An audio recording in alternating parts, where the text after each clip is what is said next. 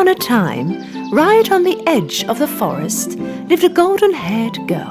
This golden yellow-haired girl's name was Goldilocks. She had such amazing and admirable locks that everyone who saw her was mesmerized. But despite her sweetness, at times she could be a rather naughty little girl.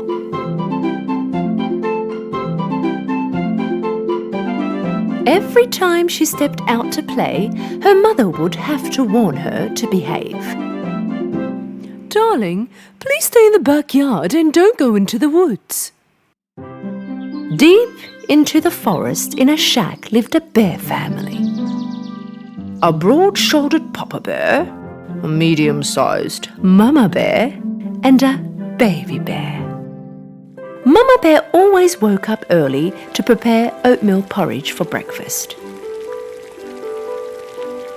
One morning, Baby Bear woke up earlier than usual and wanted to eat his porridge.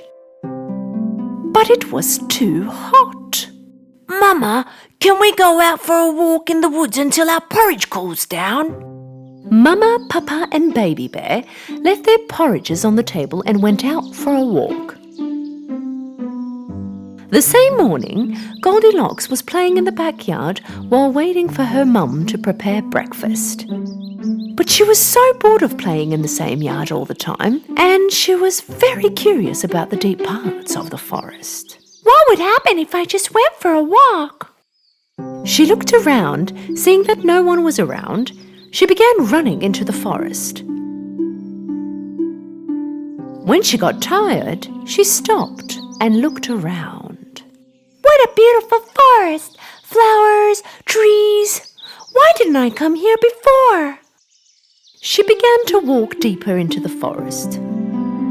In the meantime, walking around with his family, the baby bear saw a beehive on the branch of a tree. Such a big beehive! I'm sure it is full of honey. Papa, can we eat some honey? No, my boy, that belongs to the bees. It's their home. We can't go in anybody's home and eat their food. It's not right. You're right. I think I will have to wait until we go home for my breakfast. Meanwhile, Goldilocks walked all by herself for such a long time. Finally, she got lost. She tried to turn back but could not make out the right way. She got really tired and hungry. She was almost in tears of her tiredness. She walked a little more, and finally she came to the end of the road. And she came across the house of the bear family in between the trees. She quietly approached the house, walked around it, but she could not see anyone. She knocked on the door, but nobody answered. Then she looked through the window. She saw 3 hot steamy plates on the table. She went back to the door again, and this time she knocked hard. The door opened. Goldilocks was overjoyed. She looked in and yelled, "Anybody home?" When there was no answer, she entered. She approached the table. On the table there were 3 bowls of porridge, 1 big, 1 medium-sized, and 1 small. Because she was so hungry, she wanted to eat the big one first. But the moment she put the spoon in her mouth, her mouth burnt, because the porridge was still too hot. She immediately reached the medium bowl, but she did not want to eat this either, because it was too cold. It's too cold! Finally, she dipped her spoon into the smallest one. This porridge is neither cold nor too hot. It's exactly the way I want it. So she ate all the porridge in the smallest bowl.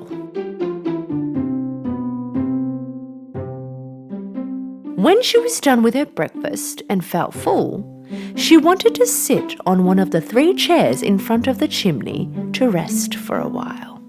One of the 3 chairs was a big one, the other one medium, and the last one was a small one. First she tried to sit on the big one, but she couldn't even climb on it. She tried the medium one, but this one was very hard. It was very uncomfortable. Finally, she sat down on the smallest one. This one was very comfortable and exactly her size. But suddenly, the chair broke into pieces with a very loud noise. Goldilocks found herself on the floor and she did not know what to do. She walked through to the next door, and here there were 3 beds. A big, a medium-sized, and a small one. First she tried the big bed.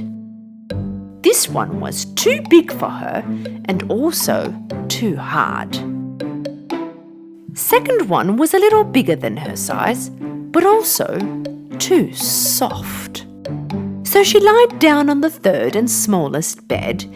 This one was exactly her size, and it was very comfortable. So comfortable that Goldilocks fell asleep right away.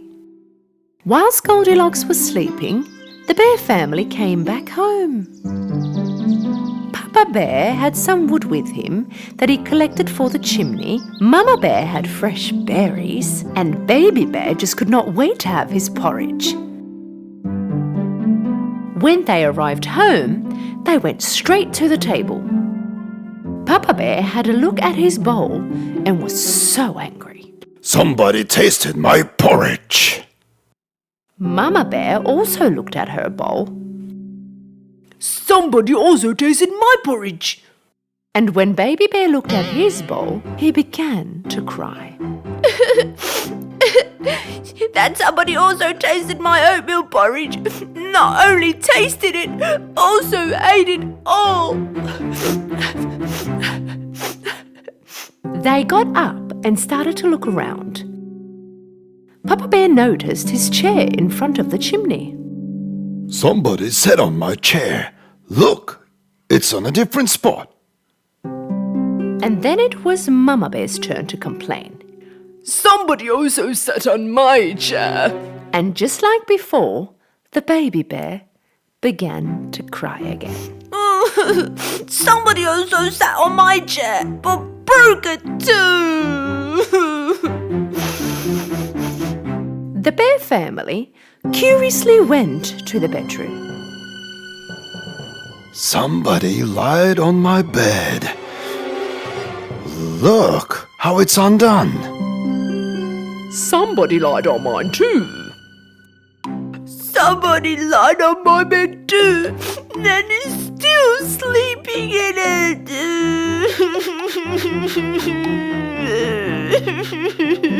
Papa Bear walked next to Baby Bear's bed and saw that someone really was sleeping in his bed.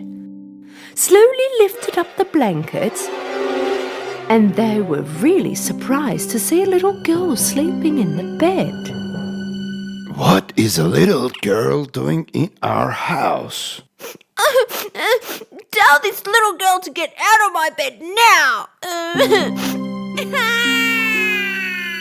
Waking up to Baby Bear's crying, Goldilocks saw 3 bears in front of her and she ran out of the room in great fear.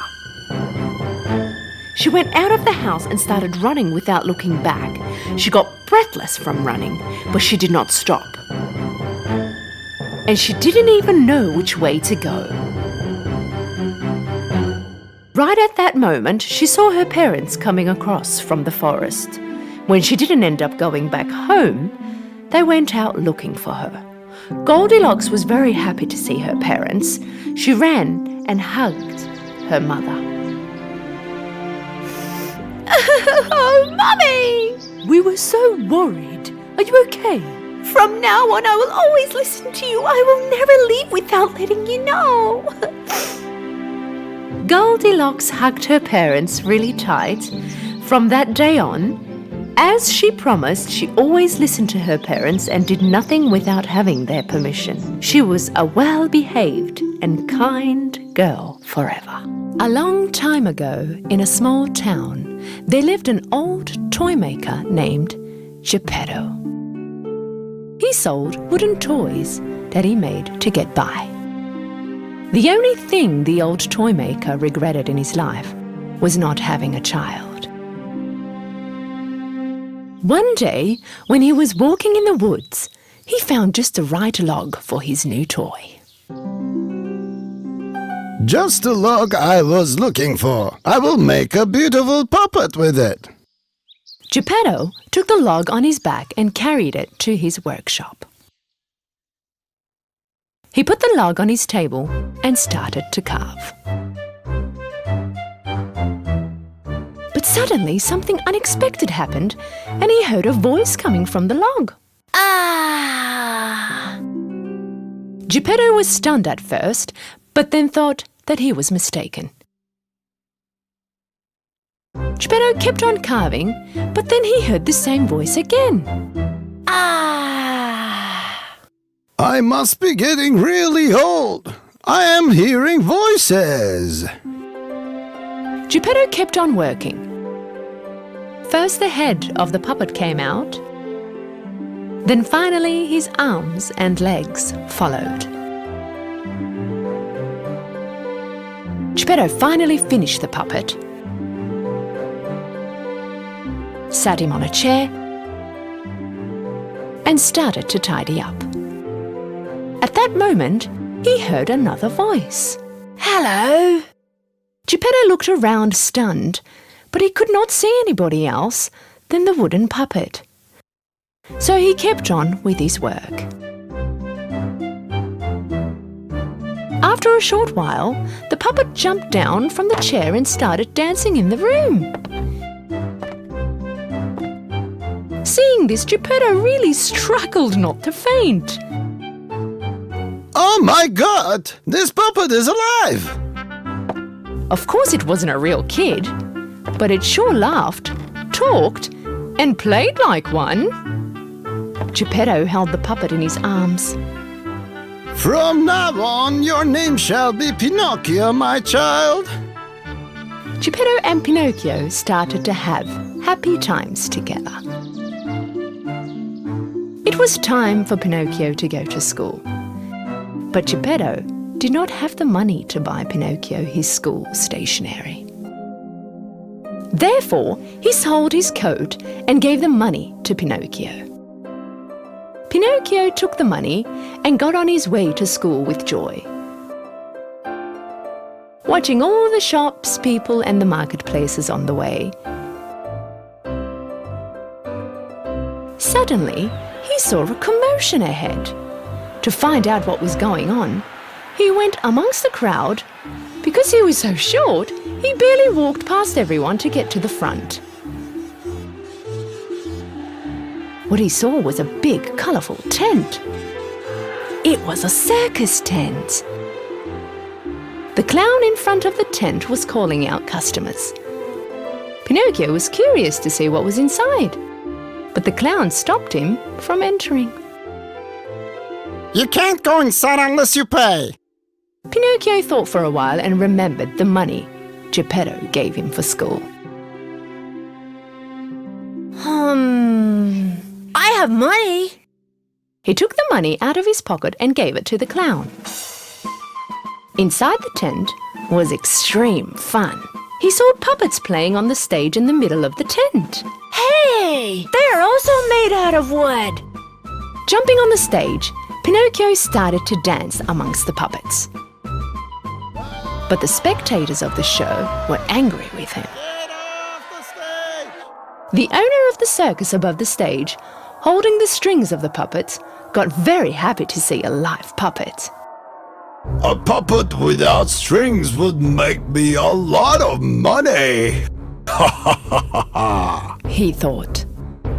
And as soon as the show was over, he caught Pinocchio and put him in a cage. Pinocchio was very upset that he did not listen to Geppetto and went directly to school, so he started to cry.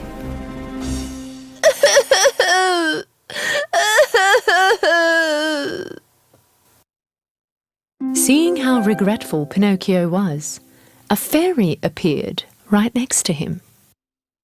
You should have done what your father told you to do, but I see that you are aware of your mistake now. That is why I will save you, but don't you ever do the same mistake again. Pinocchio was very happy. He wiped his tears away. But I have no money. How am I going to go to school now? The fairy cast a spell and money appeared in Pinocchio's hand. Do not waste this money. Go straight to school. The fairy took Pinocchio out of the circus. Singing with joy, Pinocchio was on his way to school once again. La la la la la la la la la la la la. Seeing Pinocchio joyfully singing, the shifty fox and his friends, the cat, cut Pinocchio's way. And they made a plan to take away Pinocchio's money. Where are you going so joyfully anyway? I'm going to buy some stationery and go to school. This money won't be enough for stationery. If you do as we say, you'll have much more money. What do you want me to do? You'll give us that money and we'll plant it in the magic field. And you too can have a money tree. You can go and pick the money up whenever you need. The naive Pinocchio believed everything Fox had said and gave away his money. Taking away the money, the fox and the cat quickly got away. Being left alone, the fairy appeared next to Pinocchio again. Why aren't you still at school? Did you get the stationery with the money I gave you? Actually, the fairy knew that he gave his money to the fox. She warned Pinocchio. Don't you lie to me, or I will punish you. Pinocchio did not listen to the fairy and lied anyway. I bought the stationery but left them at school. As soon as Pinocchio finished his sentence, his nose started to grow. Are you telling the truth? As he told more lies, Pinocchio's nose kept on growing and growing. At the end, he couldn't even move his head. But how? What is going on? Finally, he realized his mistake and told the fairy all about what had happened. Seeing that Pinocchio had taken the right path, the fairy brought his nose back to normal. I am forgiving you because you told the truth. With another spell, she gave back the money the fox had taken. And she once more warned him not to waste any more of his money. Holding the money in his hand, singing along, Pinocchio started to walk again. But this time round, he was facing another type of danger. The circus owner that had captured him was standing right there before his eyes. Because he had gotten away, the circus owner was very cross with Pinocchio. He wanted to punish him. He caught Pinocchio and threw him in the sea. When Pinocchio fell over into the sea, he did not sink. He stayed afloat on the water because he was made of wood. Pinocchio really liked this feeling and started to swim by moving his arms and legs. And it all happened while he was swimming to the shore. Hey, what's going on? Where am I? Pinocchio suddenly found himself in a dark place. He looked around but could not see a way out. Actually, Pinocchio was swallowed by a giant fish, and now he was sitting right in the middle of his stomach. Meanwhile, Geppetto was worried about Pinocchio, and he went out to search for him. Pinocchio! Pinocchio! Finally, he had reached the shore where Pinocchio was thrown in the sea. He asked the fishermen whether they had seen his son or not. One of the fishermen remembered the boy Geppetto was asking for, and he told him that he fell down in the sea. Geppetto asked the fisherman for help. Knowing how good a person Geppetto was, the fisherman could not refuse to help. And so he gave him a small boat to save Pinocchio. Geppetto jumped on the boat and sailed to the sea. After a while, suddenly a big storm had begun. The small boat could not handle the big waves anymore and collapsed. And Geppetto found himself in the middle of the sea. Geppetto was old and also did not know how to swim, so he started to sink deep into the water. Right at that moment, the giant fish which had swallowed Pinocchio also swallowed Geppetto. Geppetto slid down the fish's throat straight into his stomach, and he heard the crying voice of a child.